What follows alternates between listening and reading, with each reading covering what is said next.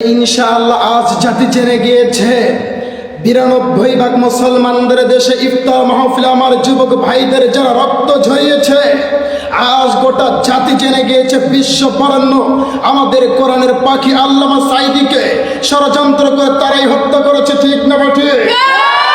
সারাক্ষণ অন্ধকার থাকে না, অন্ধকার কাটিয়ে যেমন সুবে সাদেক গোটা বিশ্বকে আলোকিত করে দেয়, ঠিক তেমনি ইসলামের আলো যেদিন জ্বলবে সেদিন তাদেরও বিচার হবে। মুসলমান ভরে যাবে না, সর্বক্ষণ শুধু দক্ষিণ গগনে বাতাস প্রবাহিত হয় না, মাঝে মাঝে উত্তর গগনে বাতাস প্রবাহিত হয়। মুসলমানদের পক্ষে ইসলামের বাতাস প্রবাহিত হবে ইনশাআল্লাহ। সেদিন যদি আপনার আমার মুসলমানদের ইসলামী আন্দোলনের পরিবর্তন আসে, যদি আল্লাহ সেদিন আমাদের বাস্তবায়ন করে, আজ 50 বছর পরে যদি মিথ্যা অভিযোগ দিয়ে স্বাধীনতার বিরোধীর বিচার রাজাকারের বিচার করা হয়, বাংলাদেশে আল্লামা সাঈদীকে হত্যা করা হয়, ইনশাআল্লাহ 50,000 বছর পরে হইলেও বাংলার জমিনে সাঈদী হত্যার বিচার হবে ইনশাআল্লাহ।